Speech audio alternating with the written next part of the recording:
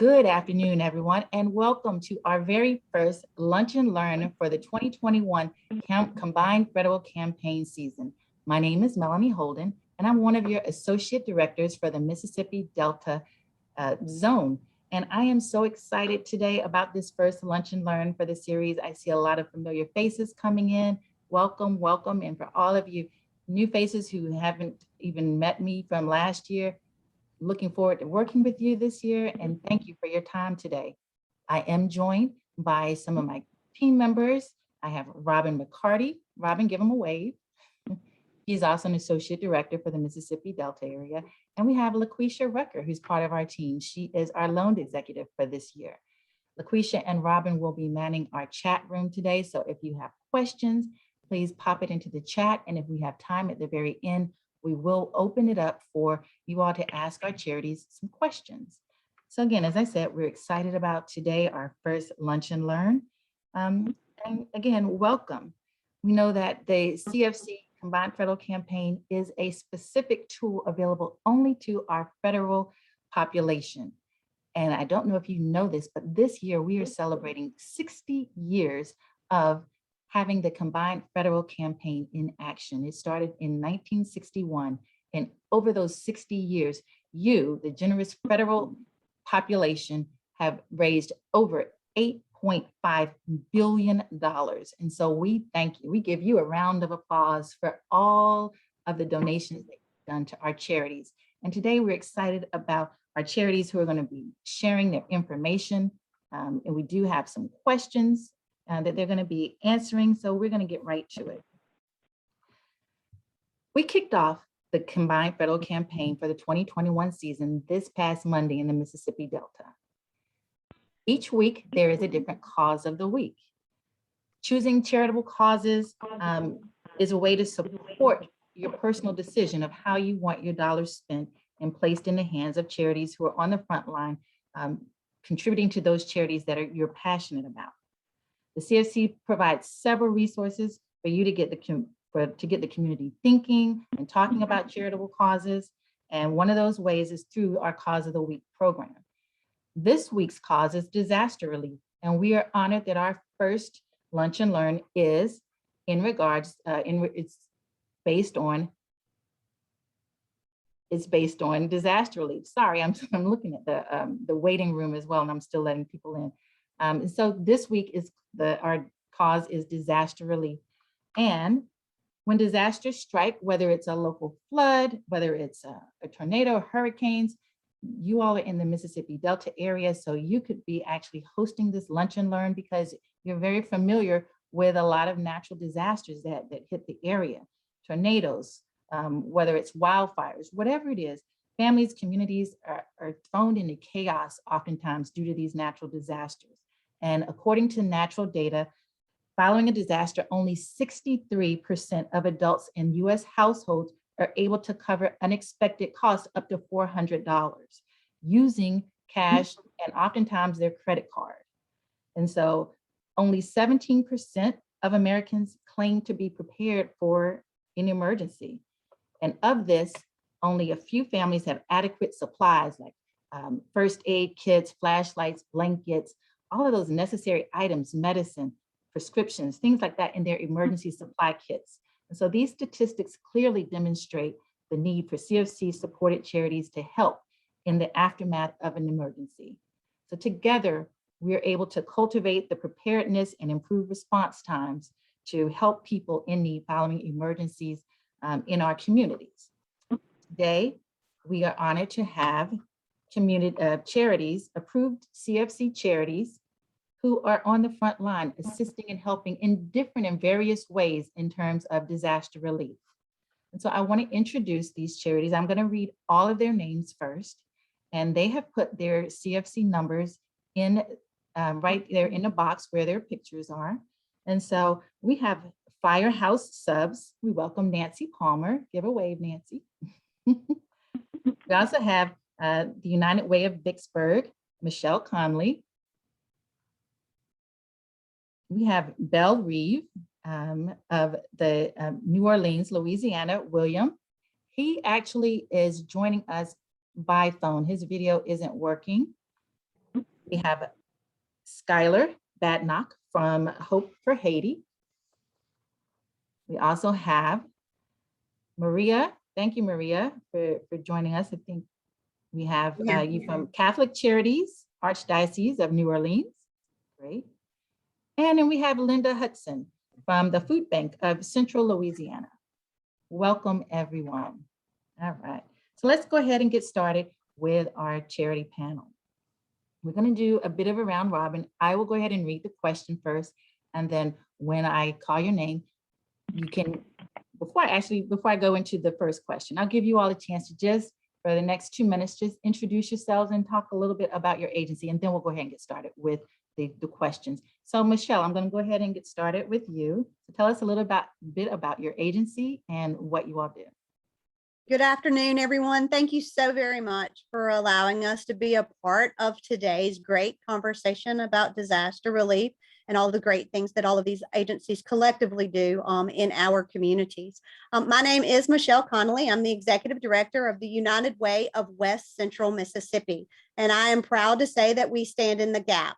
We stand in the gap for those individuals who cannot make ends meet. And as Melanie made reference to, that gap is even larger during a disaster. So to be able to share with you today what we do during disaster time is absolutely wonderful. So thank y'all very much for allowing us to be a part of today. Awesome, thank you. Next up, we have Nancy from Firehouse Subs. Thank you very much.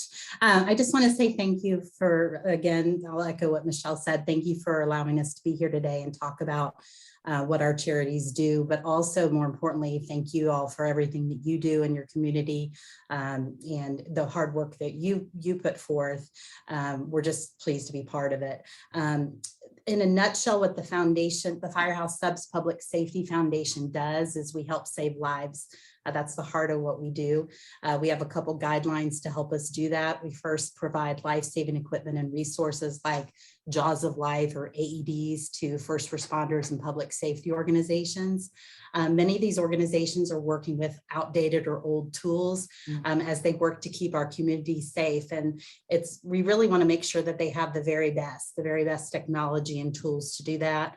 Another thing we do is provide education, public safety education to the public about health matters. So things like distracted driving education and, safety tips and things like that to the public, how to use an fire extinguisher training system, so forth.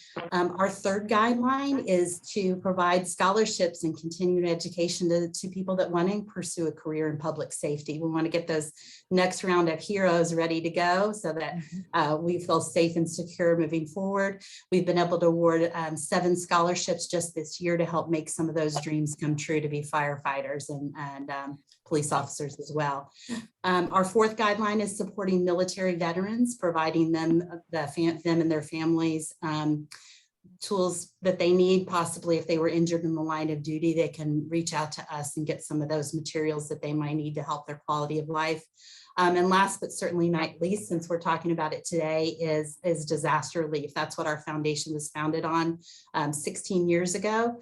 And we really want to help immediately help right after natural or man-made disasters and be able to come in. And the first thing we try to do is provide some comfort. So we're providing food, some meals to first responders, victims, survivors, volunteers. So that's what the foundation does. And then the second part of that is working with those departments. A lot of times they'll realize they didn't have a piece of equipment that they needed during a disaster.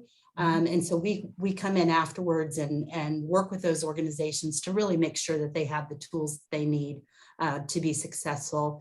If an event were to happen again. So that's the heart of what we do. And, I want to say thank you for everything, all the CFC donors that have helped our work. You've certainly helped grant more and more awards to keep our communities safe. So thank you. And thank you for allowing me to be here today. Awesome. Thank you. And before I go on to the next person, I do want to say, again, thank you, those of you who are still joining. And as we are hearing from our charities, go ahead and type your name into our chat room. Everyone who is part of the Mississippi Delta and you have actually attended today to hear from these charities, put your name and your agency in our chat room so that we can, at the end, send out a nice little prize box to the agency that has the most in attendance. So as we continue on, I'm going to call on William. William, please talk to us about Belle Reve of New Orleans, Louisiana. Hi, good afternoon, everyone. My name is William Bedwell. I am the Executive Director of Belle Reve New Orleans.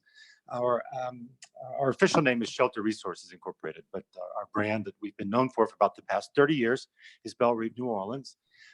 We have been serving the HIV and AIDS population of Orleans Parish, the first nonprofit of its type. We created an assisted living facility, first one licensed in the state of Louisiana. We were chartered back in 1992 and started operations in 1993. Since that time, we've been providing home as well as full supportive services for low income and homeless adults and their families who've been living with HIV.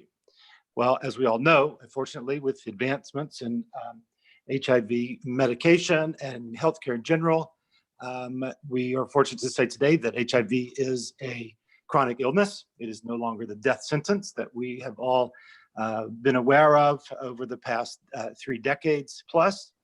So the board of directors of Shelter Resources, Belle Reve New Orleans, decided that we wanted to open up our focus to expand our services to a broader population, and decided to continue to focus on housing, continue to focus on supportive services, but for seniors in general, ages 62 and older, who do live with some sort of a disability, not necessarily HIV, but some other incapacity in regards to their health care.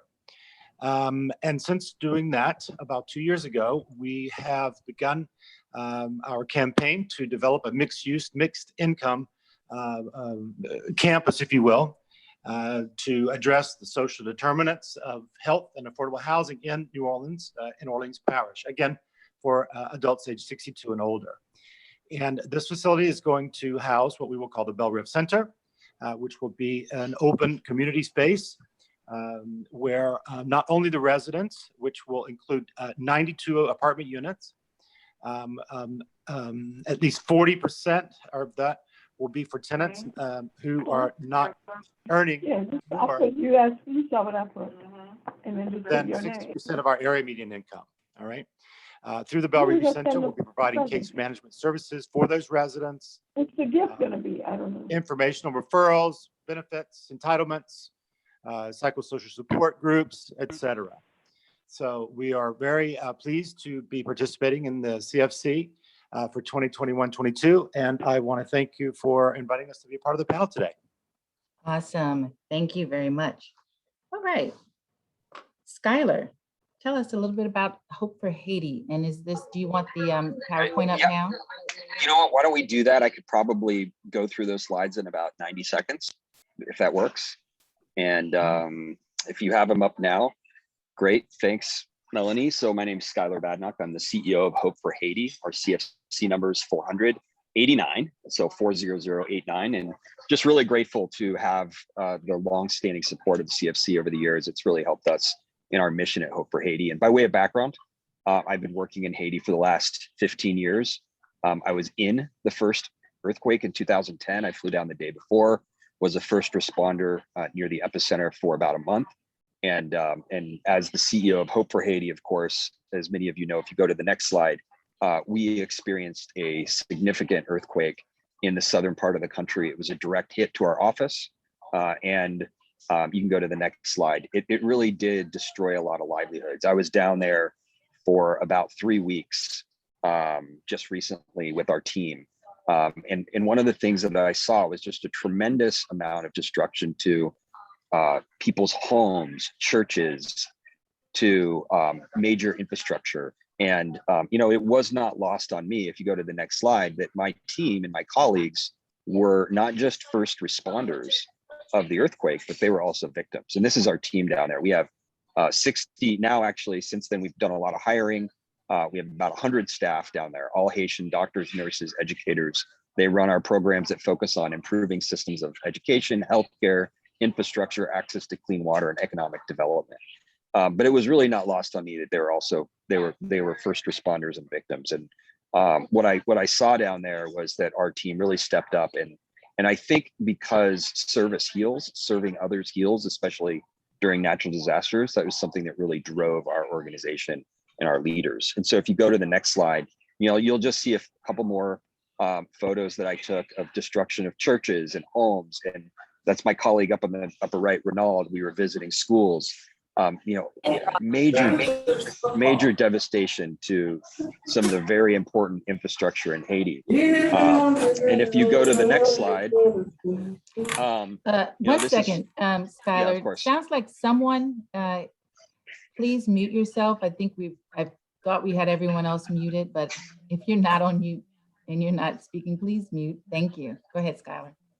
Yeah, just so the next slide is really something that I'd love to talk about is the power of collaboration, and how that helps during a natural disaster. It's the next slide. And this is a photo of, us using our cars and drivers and resources to partner with World Central Kitchen to distribute tens of thousands of meals to impacted families in the communities. Collaboration is such a key principle during times of natural disasters.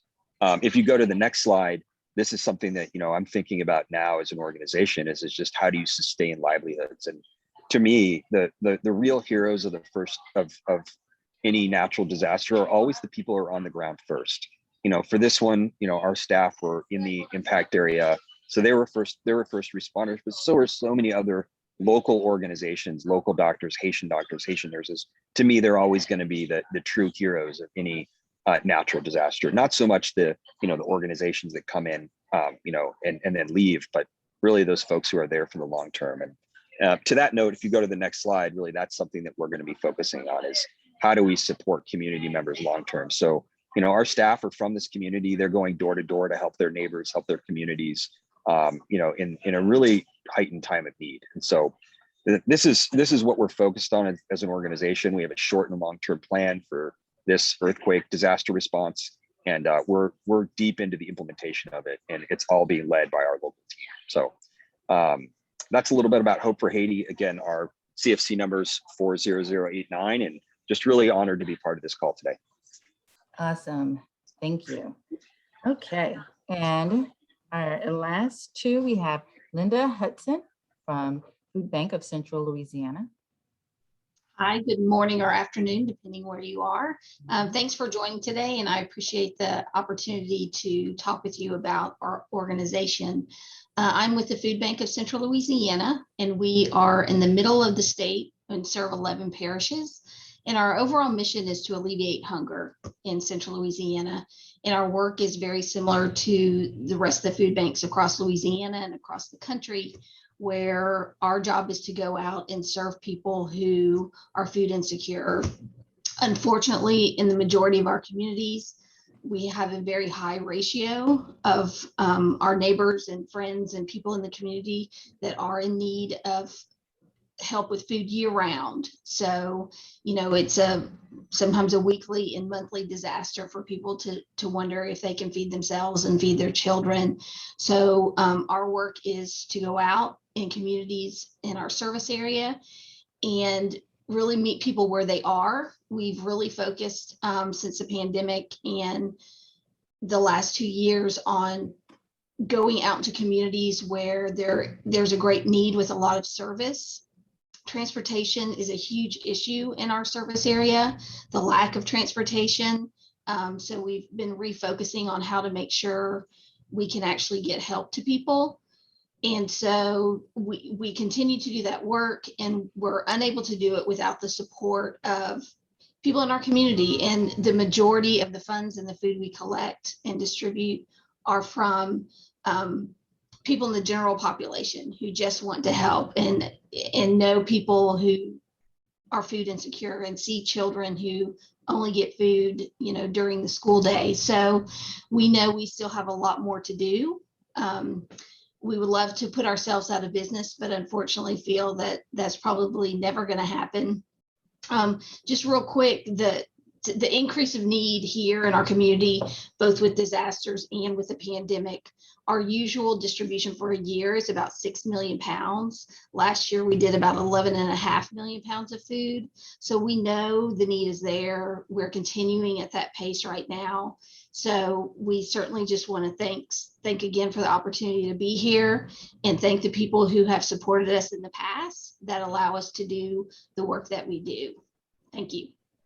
Thank you, Linda. All right, and Maria, talk with us a little bit about Catholic Charities. Yes, thank you so much for this opportunity to join you all today.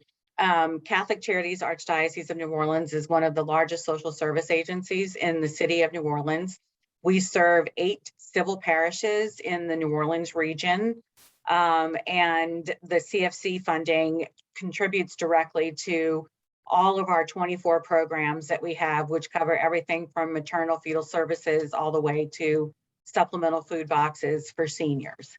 And then the sort of range in between there. I guess it's no secret we've currently experienced Hurricane Ida, and one of our programs is our Spirit of Hope disaster response program. And so what we basically do is look at it from a disaster management aspect of the respond, recover, and resilience aspect. And we know that we are not a first responder agency. We prefer to refer to ourselves as a forever responder, in the sense of we assist folks who have been impacted by natural disasters, sort of tackle the myriad of service and resources that are out there and sort of sort out the noise to help them move along the trajectory to resilience and recovery. And we'll attempt along those lines to meet any unmet need that they may not qualify for. So we'll offer some direct assistance with regards to if it's bedding or linens or, those sort of things, we'll do that with them and also.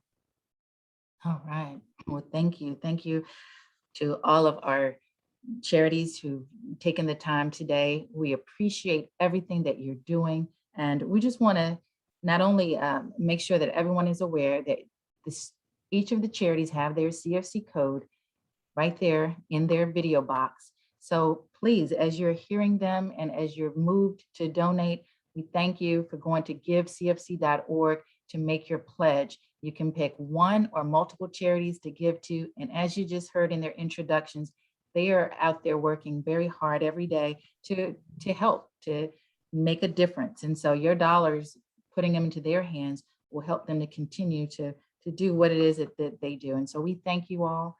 And we're just going to go ahead and roll into our questions for the day. So the first question, and some of you actually touched on this just a little bit during your introduction. We are here in year 2 of the pandemic. And while that may not be a natural disaster in the sense of a hurricane, we know that you've been hit hard. And so kind of in addition to having to operate a charity in the midst of the second year of a pandemic, what are some of the major needs that you see and you actually have to respond to leading up to and following major disasters in an area on top of people enduring, having to survive a pandemic? So if you could talk to that a little bit about the natural disasters and how you're having to respond to them and the major needs that you're seeing, in addition to how you're coping in the midst of it, whether you're short-staffed or whatever you're facing. I know we heard a little bit about from Linda in regards to the food, that larger amount of food that you're having to give. And so talk to us so that we can really understand what you're seeing out there in terms of the major disasters, in addition to what we're going through right now. And so I'm going to start with you, Nancy. Tell us a little bit from your perspective of some of the major needs that you're seeing and how you're having to respond to those. Yeah, I think that what we find is that many departments don't have what they need to necessarily respond until it's too late. This could be like rescue boats when there's flooding. in Louisiana, you know, to help with recovery and search and recovery efforts. You know, bunker gear, wildlife gear for firefighters to wear when they're responding to a wildfire.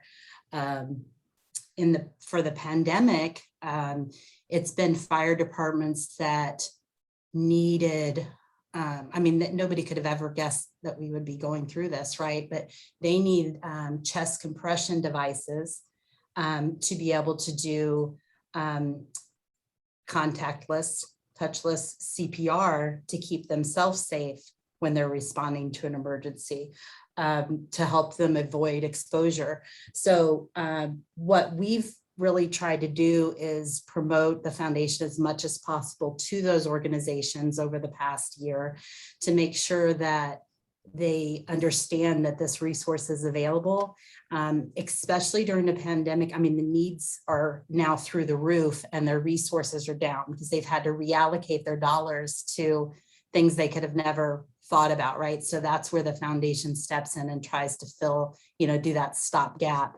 and fill that need. The other thing we've been able to do is with the pandemic is it is a disaster. I mean, we consider it a disaster, and we've been able to provide meals to healthcare workers, first responders. We work with Firehouse Subs restaurants across the country to provide those meals. I think we're over 100,000 now. So just a way to say thank you for everything that you're doing and all the service and sacrifice you're making. You know, and that's just to put a smile on someone's face when they get a, you know, yummy Firehouse Subs meal, you know, just a little something to say thank you for their support. So I would say our biggest thing is really, that's it, is the equipment and making sure that everybody has what they need. And that's been highlighted even more over the last, what are we at, a year and a half, you know, that the needs are greater, that they need us even more than ever before. Absolutely. I think you summed it up. Needs are up and the resources are down. And so Yes, ma'am. it's about Absolutely. filling in that gap. Yeah, That Michelle, is. I'm sorry, were you finished? Yes, ma'am. All done. Oh. Michelle, can you speak to that as well? Yes, ma'am, I actually can. In 2019, 4 out of the 5 of our counties in our service area was underwater because of the historic South Delta flood that took place in our wonderful state. We, just as Miss Maria had made comment earlier, are there with individuals from the beginning all the way to the end. So we were there to make sure that the individuals who were displaced for over 8 months because water sat in their homes for over 8 months, that we were providing them with rent and utility and basic needs assistance so that they could find a second place to live and to stay. When the waters receded, we were then able to utilize the funds that we had received to actually tear down the homes that were not able to be rebuilt, which was very sad, but at the same time, much needed. We then went into the rebuilding phase. And 2 months into the rebuilding phase, COVID happened. And when COVID happened, the volunteer base drastically decreases. So we were found extending the time that individuals were unable to return back to their homes because we could not find the volunteer base to actually go in and rebuild these homes. And not only that, as we all know, the cost of lumber skyrocketed. So it costs now double what it would have cost before then to rebuild these homes. And on top of that, since the United Way of West Central Mississippi is adamant about filling the gap, when COVID hit, we are still working with 25 families to rebuild their homes from the South Delta flooding, but we're also been called to fill in the gap for those who were affected by COVID. So we were actually paying after school programs to remain open for our first responders to have a place for their children to stay. We were distributing masks to our first responders and to our community as a whole, especially our elderly community, We were pushing out food because the elderly were unable to get out and to actually get food because they were feeling unsafe. When it was time to start, with the vaccines, we were actually registering those who experienced the inability to register themselves because of the digital divide. We were registering them so that they could get to their appointment, so that they could take their vaccines. We continue to push out hand sanitizer. We've gone through 3 18-wheelers worth of hand sanitizers out to our community. And we work with our early ed centers to make sure that they have what they need, because they're just trying to stay open at this point. So we're providing them all of the PPEs that we can possibly push towards them to stay open and to be safe, along with our school districts. But at the same time, we're pausing to hear those conversations and to hear those needs and to determine where we are best suited to fill that gap, and being patient and understanding and realizing that just as Maria said, we are there from the beginning all the way to the end. And I am proud to say for the 2019 flood, although we are almost 3 years into this, we have 2 more families that we are going to make whole before the end of this year. And that right there, guys, that is why we appreciate your support, is because we really do collectively, all of us here on this Zoom meeting today, make a difference in the lives of individuals who truly need the support because they do not know where to turn to and who to turn to. So thank you very much for your continued support. And our number is 50120. Awesome. Thank you. William, I'm going to give you a chance to hop in here now too, because I think your agency is providing shelter as well. And what are you seeing, and what can you add to what Michelle has already said? Well, New Orleans, by comparison, and Orleans Parish fared much better than many of our neighbors in the Bayou parishes and down south. We're very fortunate. We had minor damage ourselves, and so we've been able to focus and turn our focus right now on assisting not only the elderly and senior population on which we focus, but the general populations all in those affected regions with any sort of assistance. We've been doing drive after drive after drive since the day after the hurricane, working with collaborative partners, Crew of Red Beans, for example, SAGE New Orleans, a number of local organizations to accumulate the products, particularly for cleaning, sanitary, even for pets and things like that. We're trying to fill a gap where we know that there's a need, but maybe there are not the resources being directed. So, and we're sending supplies daily, again, through the distribution network that the Crew of Red Beans, our partner here locally, has created, and trying to meet those immediate needs of the folks so they can get some sort of normality back into their lives. At the same time, trying to coordinate with FEMA. If you've been watching the news, there's a huge need for temporary and emergency housing, and the difficulties that FEMA is having to try and coordinate and bring those housing supplies, if you will, into the area. So we are trying to step up to the plate and utilize any facilities that we have available to provide temporary housing for those, not again limiting it to the senior populations, which is our focus, but those in need in general, because it's just overwhelming. Yeah. So just to tell you a little bit about New Orleans, in housing particularly, it ranks number 2 in the worst areas for renters, all right, in the nation. And over 34% of individuals spend more than 50% of their income on housing. All right. So that doesn't leave a lot for everything else, whether it's medication, whether it's transportation, whether it's anything, so, that's the primary concern. And so we're seeing it, and with our elderly population, it's even worse. You know, it's going to be growing by leaps and bounds. People are living longer. We know that our elderly population is more likely to live or be living alone without the support networks. And so, you know, there's just such a huge need. Yes, populations are living longer. And unfortunately, in this area, as in many others, are continually affected by natural disasters. And so it's feet on the ground. It's do what you can do. It's helping your neighbor. It's helping your neighbors, elderly parents, or elderly neighbors. You know, it's a totally grassroots effort right now, and I think it's going to continue. So the support that we will have now is going to make a big difference tomorrow in helping to relieve these immediate needs in the community. And it's not here only New Orleans. Like I said, we're expanding. We're going down south where it's been so devastated. So again, we're here to help. We're here to help, but we need it to, it's a group effort.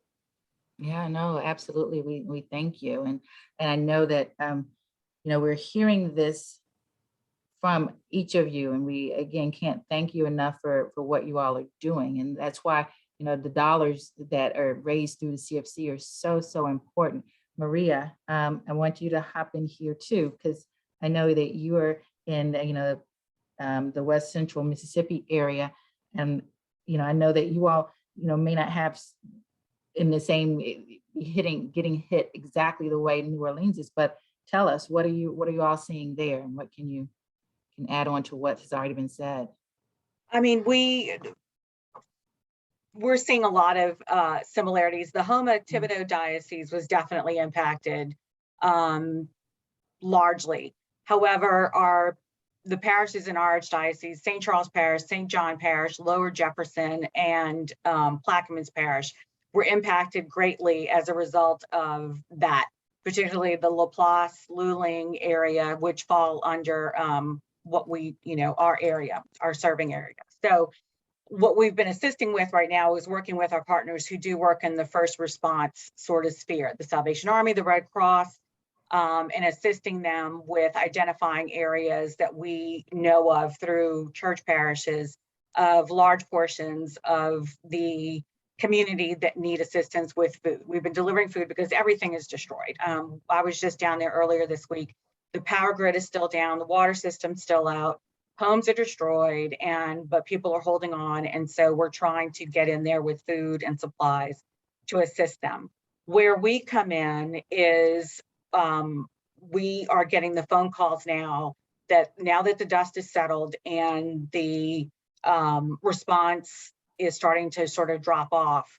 Now they're confronted with SBA, FEMA applications, insurance, finding alternate housing. They may have lost a lot of things, school uniforms, those sort of things. So we triage every phone call that comes in, do an assessment, and then we assign a case manager that assists the family in moving along to that resiliency sort of aspect. So that case manager is going to meet with them and find out what benefits they qualify for, assist them with their FEMA applications, because anyone who's ever filled out a FEMA application knows you answer one question wrong and you are denied.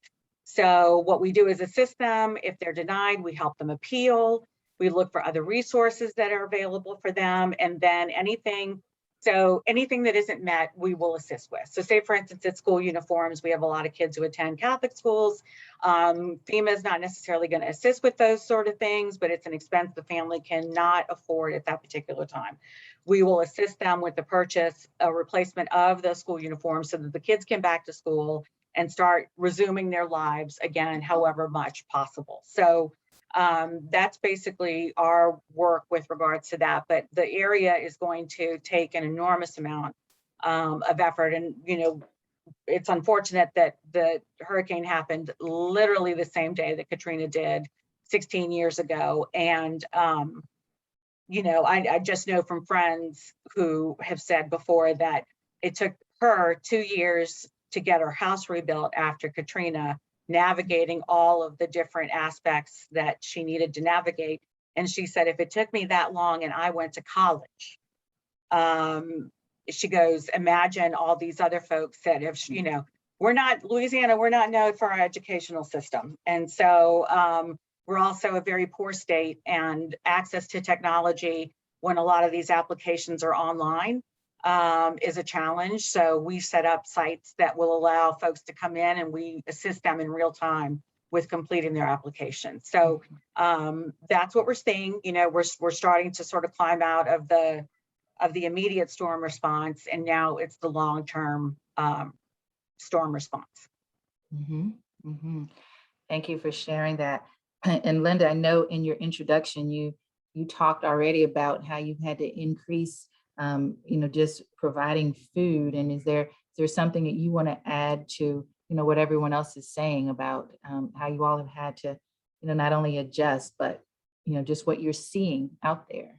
Sure. And everyone touched on so many things that I think we're all dealing with, whether if you're a nonprofit or not, things that you deal with in your personal life, and then going to work and trying to, continue to help people and keep the organization running.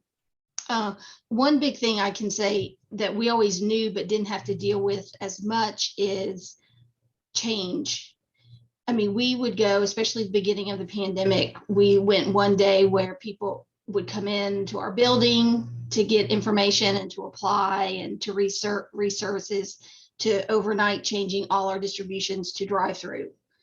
And we went from having, tons of volunteers and people who would come pack, so we would have food ready to go out, to nobody not really being able to allow people to come in to do that. And so, I mean, just so many changes overnight just to keep the basic operations going. We also ran into the situation where sometimes we were allowed to waive filling out an application because of COVID. And then again, sometimes during disaster times, we can do that as well. So just being ready every day to figure out what do we need to do to adapt to make sure we can serve the people that we're here to serve. One thing, we were fortunate during Ida, it had looked like it was coming in our direction, but moved a little to where our service area wasn't really affected. But what we then saw is evacuees who are in our area. So we went from preparing for the storm to changing to helping supply food and resources for the evacuees. We had a call yesterday, a man who was staying in a hotel who is from Grand Isle and was told basically you have nothing to go home to. He had a golf cart on Grand Isle. He was brought here by bus. So now he's in a hotel in a town he's never been to with really no resources. So we talked to him yesterday, and although we don't really have a delivery service to individuals at homes and where they're living, we said we have to deliver food to people who have no access to get to us any other way. And so, those are kind of situations where you think you have things figured out. You think you know how your distribution plan is, and this is how we operate, to saying, well, we need to meet our mission, and our mission is to make sure people have food. So just figuring out opportunities and ways to safely help people where they are. And so that's continually changes. We also saw a lot of people who had evacuated here who were able to go back home, but knew they didn't have maybe some resources, couldn't go to the store, wouldn't be able to cook when they got home. So we were able to supply MREs for them here. So when they got home, they would have something that their family could eat. So I think a big thing to remember, and we've all, I'm sure, experienced this, is continuing to figure out the way to serve as things change on a sometimes hourly and by minute basis. And so, and then again, with the donated dollars and the resources we have coming in, that's what allows us to do that. Taking out trucks to areas that we've never been able to go before, and paying for the gas and the transportation to get there. Those are all things that allow us to do what we do. You kind of actually gone into our next question, but before I get there, I do want to make sure that Skylar, you have a chance to, because we know that it's, we're not just being hit locally. You touched on a lot of, and you showed some really compelling pictures in your introduction. but you know, there's some additional needs that you're seeing, especially, you know, in that Haiti area that you want to share with everyone. Yeah, and I can definitely be brief here, because a lot of what was already said, I think resonates true. Having been in the first 2010 earthquake and now responding to this one. And then we also had, of course, Hurricane Matthew that tore through the southern part of the country, right where our office is and our team is. So, you know, from my perspective, we kind of look at this disasters in Haiti in terms of phases. And the first phase, in those really initial days, it's pretty chaotic. You know, it's a struggle for basic human needs. Aside from those who've been injured or you know, those people who've died unfortunately during a disaster, you know, there are people who are really looking for those basic human needs of food, water, shelter, clothing, sometimes hygiene supplies, and that for us is, we know that, so we try to pre-position things so that we have them already available, and we've used donor dollars to do that and provide depot space and proper storage so that, you know, if and when, mostly it's usually when disaster happens, we're ready to get those things out that are needed. The only other thing that I would really add, well, I'd mention that there's always a point in a disaster, and at least the ones that I was in, where almost like a switch flips, and all of a sudden it goes from like, you're working 18-hour days, it's exhausting, everything is like so urgent, everything is urgent, every single thing you're doing is like really urgent, and then there's like a switch that flips and it's like, oh, okay, things are getting figured out, and people are figuring it out, and it becomes a little bit less frenetic. And I remember distinctly in 2010, the exact day, and especially in this one, where it just kind of like, okay, at least it's not like the chaos of a week ago. And that's really important, because then you can start thinking long term. And I think it's important because you're like, the phases, right?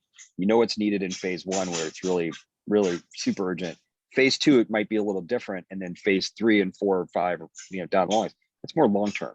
But so we think in terms of those things. And we're also thinking like, what can we do today to be ready for 2 weeks from now, or 2 months from now, or 6 months from now, when, you know, we're going to be at, especially for organizations that are on the ground where a natural disaster is taking place, like, you're going to still be there. So you want to think ahead.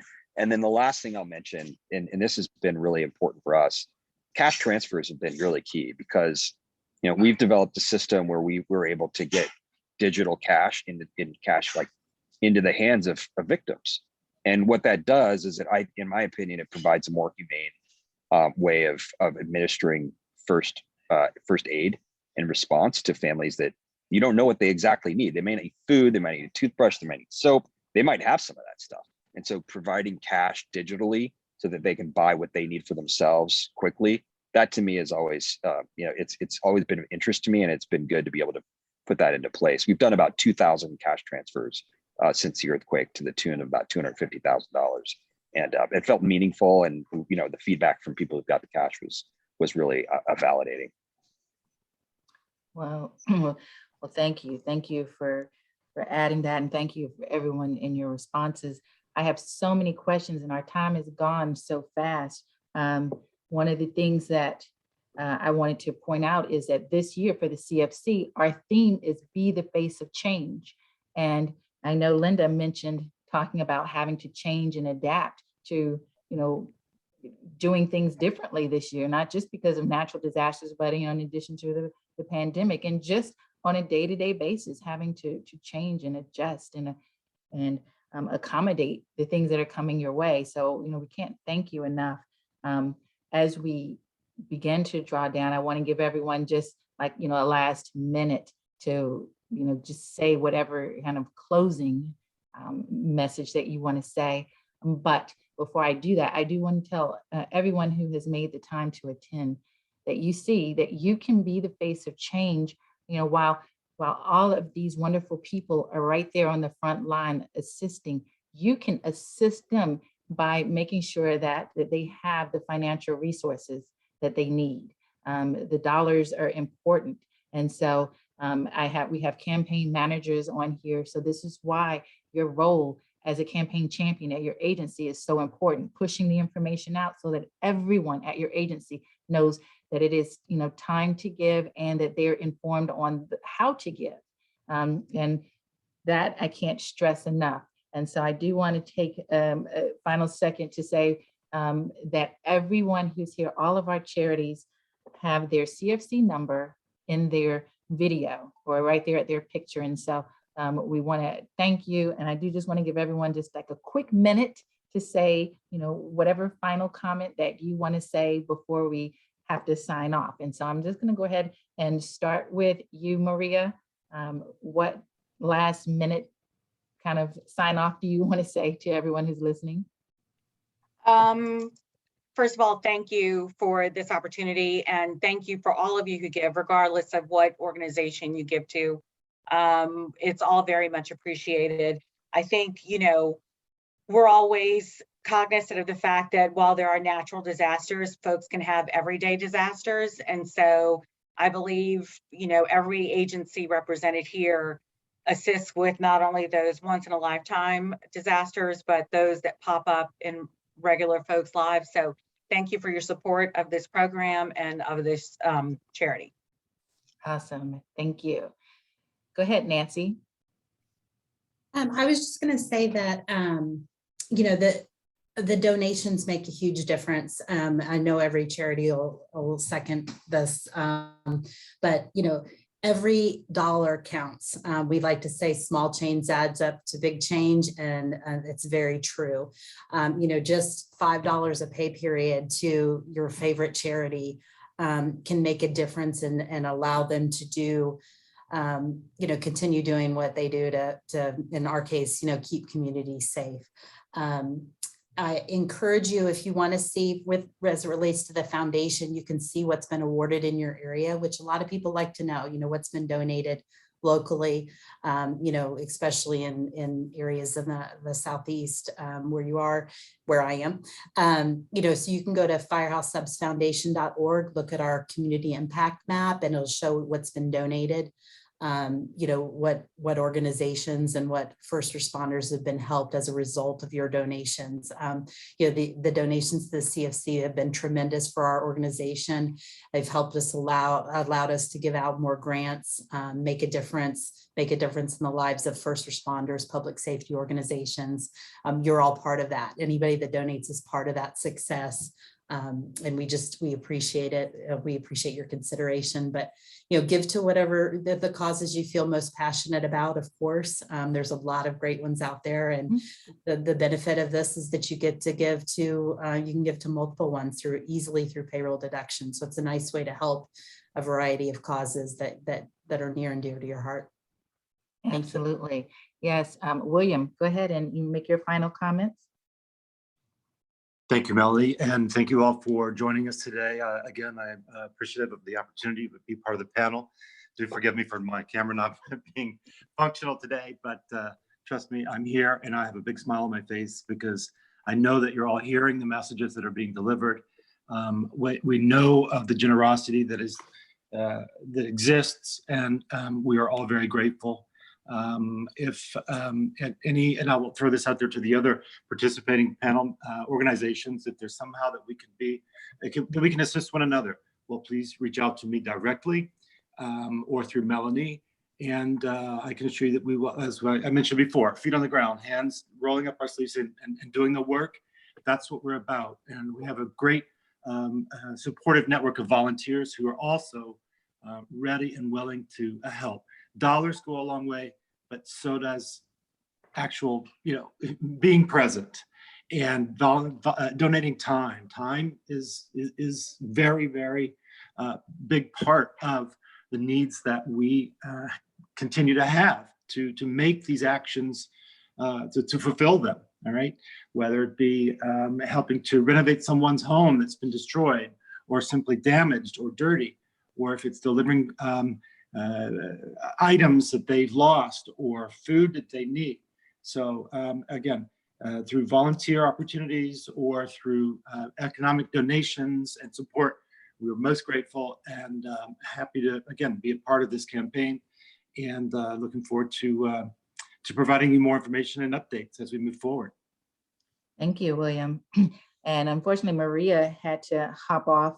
We were hoping to get her final comments, but just a reminder, she is from the Catholic Charities Archdiocese of New Orleans, and her CFC number is 79924. You all see the other numbers who are here. Skylar, share your final comments. Yeah, just my final comments would be twofold. Just one, of course, just echoing what other people have said, the donations make a big difference. And, even the small donations over a consistent period are the lifeblood of our organization, and those recurring gifts, they really lift us up and support us during tough times. The second thing is I never discount advocacy. If you donate and you've done the research and you've made a contribution, another way you can help any organization is advocate and talk about it and report back on not just what the organization does, but how they responded to your gift. And have they posted their financials on their website? Have they been transparent about how the money's being put to use? And if you feel like that's been done well, advocacy is a really strong way that you could support other organizations. Good info. Yeah, it's a good point. And all of our approved charities have to go through an application process. And so they've been vetted. So those of you who are donating and you're looking for charities to give to, that's why CFC is so powerful and in a great way, because you're talking to vetted charities who have gone through an application process to be a part of this. Michelle, share your final comments. Michelle, do you want to unmute and share yours? There we go. Looking for the mute. It's Yeah. been 2 years and I'm still struggling with that mute button. I do want to say traditionally, our region is the most giving region across the nation. And we know that, and we feel that, and we very much so appreciate that. Donor dollars is what allow us collectively to do the work that we do to strengthen our communities and meet the needs of individuals who are in sometimes the most desperate need. And I can tell you, being able to experience utilizing your donor dollar to touch someone's lives is the most powerful thing that any of us ever experiences. I am able to look in the eyes of the young father of 3 children who comes to the office and breaks down in tears and says, I've never had to ask for support before, but I just don't think that I can keep moving forward and I need your help. And the only reason we were able to help him and his family make it through that day was because of your donor dollars and your support. So thank you very much for what you do for all of us, for every one of our communities, and continue to be the most giving region in the state. Well said. Thank you. And Linda, bring us home. Well, I think everybody pretty much took everything to say, but I do want to repeat about how every dollar does make a difference. Not many of us get those big Mackenzie Scott gifts or some of these giant gifts you see about, on the news. But, a dollar donation allows us to provide enough food for 5 meals. And so all of these organizations can do amazing things with not a lot of dollars. And so I just like to remind people that any support you can give does make a huge difference. Obviously, we always look for need financial support, but again, to echo what William said, volunteer, Skylar talked advocacy, those are all just as important as the dollar. So, we thank you for your time today, and thank you for what you're doing for the CFC campaign and supporting these organizations and more. Absolutely. Well, we do. I just echo everything that is said. To you charities, again, we thank you so much for what you're doing. To all of our federal population, we thank you for your dollars. You are the face of change. Continue to give. You can give dollars and time, because through this CFC, you can donate volunteer hours. You're hearing them talk about the need for volunteers. So remember that you can donate one or the other, or both, which is what we love. And so we will continue to have these charity lunch and learns throughout the season. We have about 7 more scheduled. And so our next one will be October 7th. And that week, we're actually combining lunch. We would love to do a lunch and learn every week, and just so that our charities can have a chance to talk to you. But, you know, we just aren't able to do one every week. But the next one is October 7th, and we're combining housing with ending poverty. And that's going to be another great one. So tune in. You'll be getting invitations for that soon. Thank you, everyone. We appreciate you. And again, continue to be the face of change by giving through the CFC. All right. Have a great day, Thank you. everybody. Thank Thanks, you. Melanie.